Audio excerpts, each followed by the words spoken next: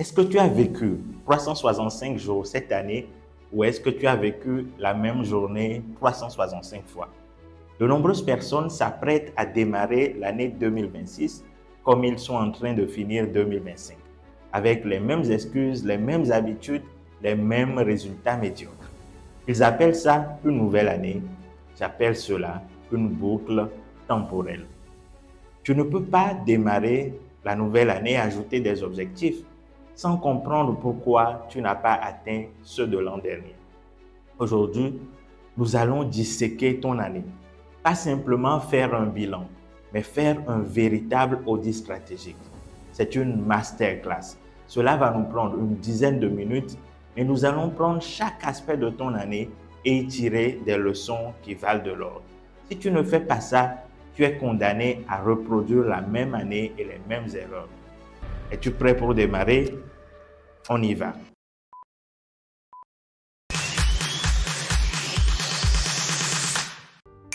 Nous allons commencer par le plus douloureux, la vérité mathématique.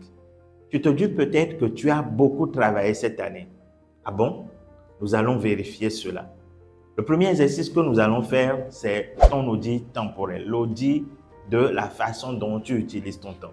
Tu as peut-être l'impression que tu fais beaucoup de choses, mais faisons un simple exercice. Imaginons une semaine type, une semaine comme tu as l'habitude de la passer, et voyons où va véritablement ton temps, à quoi tu alloues ton temps. Combien d'heures de deep work, par exemple, fais-tu par semaine? Combien d'heures passes-tu à lire ou à faire des choses productives? Analyse cela. Et par contre, combien d'heures passes-tu à scroller sur les réseaux sociaux ou à faire ces activités qui ne t'apportent pas une grande valeur ajoutée? Compare et vois. Si tu arrives à déterminer ce qui se passe dans ta semaine type, tu multiplies par 52 et tu verras le nombre d'heures que tu as jetées par la poubelle. Imagine que tu passes 20 heures par semaine sur les réseaux sociaux. 20 heures par semaine, c'est environ 3 heures par jour. Lorsque l'on multiplie par 52, on se retrouve à plus de 1000 heures passées sur les réseaux sociaux, soit plusieurs semaines de ton temps consacré uniquement à suivre les réseaux sociaux. Est-ce que cela t'est véritablement productif? Est-ce que c'est ce que tu veux faire de ton année 2026? La question t'est posée. Le second exercice, c'est un audit financier. Parce que je te l'avais dit dans une des vidéos, les deux ressources que tu gères le plus, c'est ton temps, ton argent et en troisième lieu, ton énergie. Donc, où passe ton argent? Où passe ton flux financier? Tu ne peux pas dire que tu souhaites obtenir des résultats dans un domaine alors que tu dépenses ton argent à faire autre chose. Par exemple, si je souhaite devenir formateur, coach et avoir des résultats excellents, il va de soi que lorsqu'on fera un audit financier de mes dépenses, on verra qu'une partie de mon argent, une partie de mes revenus est consacrée à cette dépense. Mais où passe ton argent? Combien de quel montant as-tu consacré pour cette année 2025 à la formation, à la lecture dans les domaines où tu souhaites progresser? Réponds très honnêtement. Par contre, combien de ton argent dépenses-tu dans tout ce qui est futile, dans ces sorties inutiles où peut-être tu ne tires pas grand-chose? La vérité est brutale, mais c'est la vérité. Et si tu souhaites du changement, il faut commencer par changer l'essentiel. Le temps et l'argent, c'est bien, mais gérer son énergie, c'est encore plus capital. Nous allons donc faire ton audit énergétique. Comment gères-tu ton énergie? Et pour cela, nous allons faire un exercice. Prends une feuille, trace 2 colonnes. Dans la colonne de gauche, tu mets les chargeurs, c'est-à-dire les activités qui t'apportent de l'énergie. Dans la colonne de droite, tu mets les draineurs, c'est-à-dire tout ce qui te vide de ton énergie. Alors réfléchis bien. Sur ton mois passé, sur ta semaine passée, quelles sont les activités, les personnes, les événements qui t'ont apporté une source d'énergie supplémentaire, qui t'ont apporté de l'émotion et de l'énergie positive? Liste-les. Par contre, dans la colonne de droite, quelles sont donc les situations, les événements ou les personnes qui t'ont volé ton énergie? Fais une analyse implacable, sans état d'âme.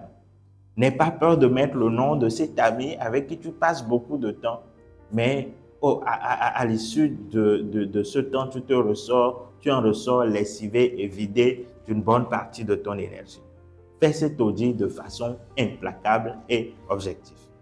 Une fois que tu as fini cela, tu sais où se situe ton problème. Si tu veux avoir plus d'énergie, tu sais à quoi t'attacher et tu dois absolument éliminer la colonne de droite.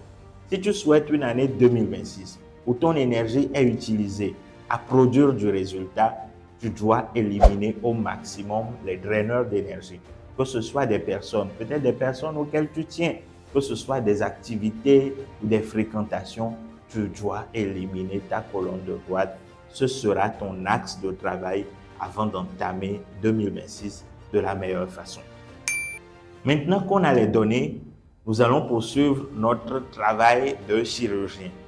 Nous savons où va ton temps, où va ton argent, où va ton énergie. Nous allons maintenant utiliser une matrice, la matrice Keep, Kill, Fix. Je répète, la matrice Keep, Kill, Fix. Établis donc un tableau en 3 colonnes. Dans la colonne de Keep, il s'agit des choses que tu vas garder, de ces activités dans lesquelles tu mets ton temps et qui t'apportent une véritable valeur ajoutée, des situations, des activités dans lesquelles tu mets ton argent et qui te permettent de croître en tant que personne, et des activités qui te rechargent en énergie. Donc, ce sont absolument des choses à garder. Par exemple, si regarder des vidéos sur YouTube te permet d'acquérir de la connaissance, tu gardes ça pour 2026. Je suis cette chaîne Cyril Bakba. Si tu n'es pas encore abonné, clique, abonne-toi maintenant pour pouvoir profiter de tout ce que nous avons prévu pour toi pour l'année nouvelle et qui t'apportera une vraie valeur ajoutée. Donc ça, c'est la colonne qui est les choses que tu dois absolument garder. Ensuite, il y a la colonne Kill. Dans la colonne Kill, nous sommes des chirurgiens, nous sommes sans état d'âme. Il faut éliminer. Éliminer tout ce qui te retarde, toutes les activités qui t'empêchent de devenir la meilleure version de toi. Activités, personnes, événements, émotions, croyances, tout cela, tu dois les éliminer sans aucun état d'âme. Et puis dans la 3e colonne, il y a la colonne fixe, parce que tout ce qui ne se passe pas bien n'est pas forcément mauvais et à éliminer. Il y a des choses que tu dois réparer. Peut-être que tu lis, mais que tu ne lis pas les bonnes choses. Donc, il ne s'agira pas d'éliminer la lecture, mais il s'agira de réparer ta façon de lire, c'est-à-dire de choisir des livres, des revues, des documents en tout cas, qui t'aident à atteindre des objectifs au lieu de simplement passer du temps à lire tout et n'importe quoi. Donc, en appliquant les éléments de cette colonne qu'il fixe, tu corriges ce qu'il y a à corriger, tu gardes les éléments qui sont à préserver pour faire de 2026 une meilleure année, une année plus positive. Avant de finir cette vidéo, je voudrais partager avec toi une dernière chose. Cette technique de psychologie très avancée, une technique de psychologie inversée que l'on appelle l'antivision. Au lieu de penser à ce que tu veux que ton année 2026 soit, réponds plutôt à la question « Qu'est-ce que je ne veux pas absolument en 2026 ?»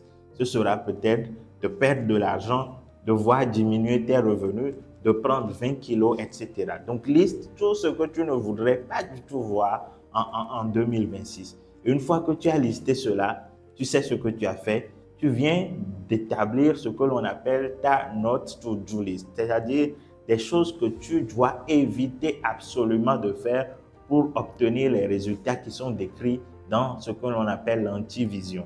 Donc, tu sais par exemple que si tu ne veux pas prendre 20 kilos, tu dois surveiller ton alimentation, faire de l'activité physique et tout ce qui va avec. Tu sais par exemple que tu ne veux pas voir ton revenu diminuer, tu dois préserver, surveiller tes dépenses, mieux gérer tes revenus pour ne pas arriver dans cette situation décrite dans ton antivision. Donc, tu fais ton antivision et cela te permet d'identifier les choses à ne pas du tout faire en 2026 et tu es donc gardé focus sur ce que tu dois absolument faire. Et voilà, nous avons fait le tour. Tu as identifié ce que tu fais de ton temps, ce que tu fais de ton argent, ce que tu fais de ton énergie. Tu as vu ce qui draine ton énergie, ce qui te recharge. Tu as identifié les activités à garder, à éliminer ou à réparer avec la matrice Keep Kill Fix. Et tu as surtout réalisé ce que tu ne dois surtout pas faire pour ne pas tomber dans la réalité de ton enfer, c'est-à-dire de ton antivision. Ton terrain est donc propre. Il n'y a plus de flou ni de brouillard pour entamer 2026. Tu es donc prêt, mais il te faut maintenant la bonne méthode pour fixer tes objectifs et je te partagerai cela dans une prochaine vidéo. Mais déjà, je t'invite à t'inscrire à une masterclass que j'ai conçue, la masterclass Performance 2026, comment atteindre ses objectifs sans s'épuiser, sans se disperser et sans se mentir à soi-même. Tous les détails sur cette masterclass sont dans le lien en description. Tu peux t'y inscrire et profiter dès à présent de cette formation que j'ai déjà enregistrée et où je te donne toutes les ressources pour réussir 2026. Donc, profite-en maintenant. C'est absolument un événement, une formation à ne rater pour rien au monde. Et si tu aimes ce que je fais sur cette chaîne, abonne-toi, mets-moi un commentaire pour me dire ce que tu penses de cette vidéo et on se donne rendez-vous la semaine prochaine pour une autre vidéo. D'ici là, porte-toi bien, belle fête de fin d'année. À très bientôt parce que le partage nous enrichit.